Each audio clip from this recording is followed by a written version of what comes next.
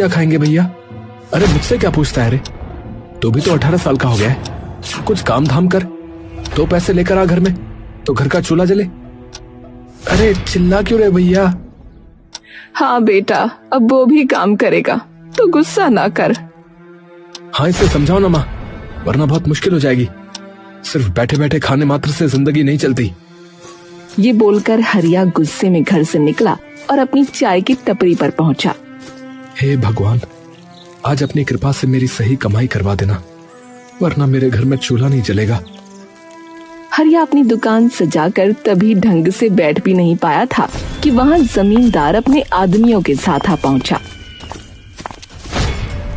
अरे आइए आइए जमींदार साहब, बैठिए, मैं आपको ना कड़क चाय पिलाता हूँ। बताइए, अदरक वाली या इलायची वाली? अरे ओए, तेरी कड़क चाय पीने नहीं आया हूँ मैं, अपने पैसे लेने आया हूँ जो तू उधार लिए बैठा है महीनों से। जी जमींदार साहब, मैं दे दूंगा आपके पैसे। आजकल बहुत दिक्कत चल रही है, काम अच्छा होता नहीं है और महंगाई बढ़ती चली जा रही है। देखिए ना, आपको पता ही है सब कुछ। अरे सुन रहे लड़के, मुझे कोई मतलब नहीं, समझा? क्योंकि मैं तुझे 2 बार मोहलत पहले ही दे चुका हूं। अब तो चुपचाप ये बता कि तू अपनी ये टपरी खाली करेगा या अपने आदमियों से पिटवाऊं तुझे, हैं? हरिया घबरा गया। उसने फौरन जमींदार के पैर पकड़े और कहा, नहीं नहीं मालिक, ऐसा मत करिए, मैं आपके पैसे चुका दूंगा। पैसे चुका दूंगा? अरे तुम लोग मेरा मुंह क्या देख रहे हो रे? ए कालिया, इसकी दुकान से सारा सामान निकाल कर बाहर फेंक और उसे भी मेरे पैरों से हटा। कुछ आदमियों ने उसकी दुकान का सामान निकाल फेंका और उसे उठाकर एक साइड में फेंक दिया। वो बेचारा रोता हुआ घर पहुंचा। उसके चेहरे पर निराशा और दर्द साफ झलक रहा था।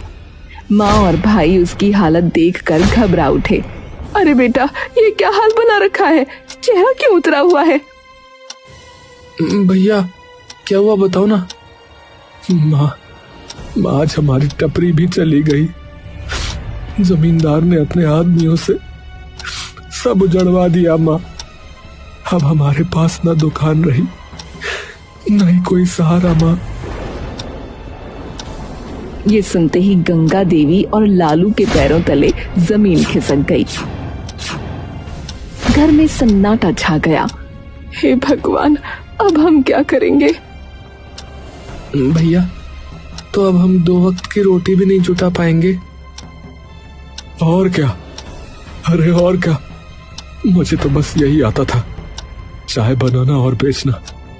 अब और कौन सा काम करूं बता?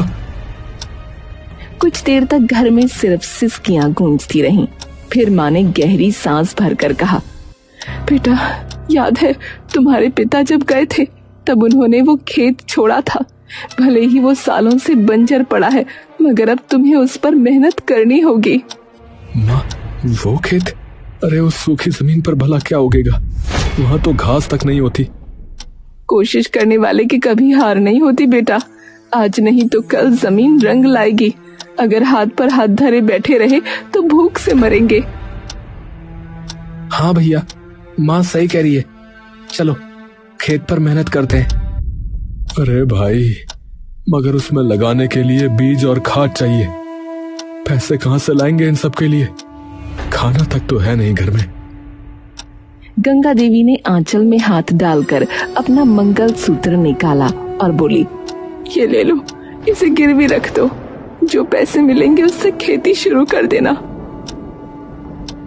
अरे नहीं माँ, ये कैसे हो सकता है? ये तो पिताजी की आखिरी निशानी है।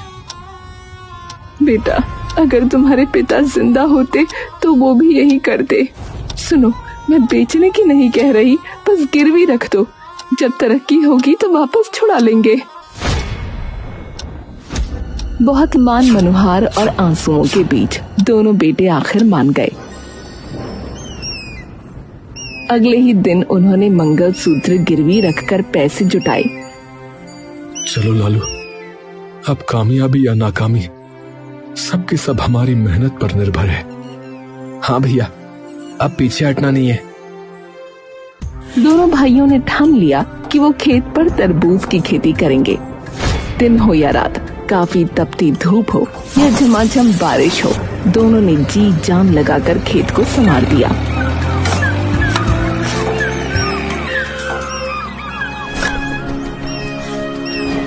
हाँ, देख लालू, मिट्टी की खुशबू बदल रही है। लगता है हमारी मेहनत रंग लाएगी रे।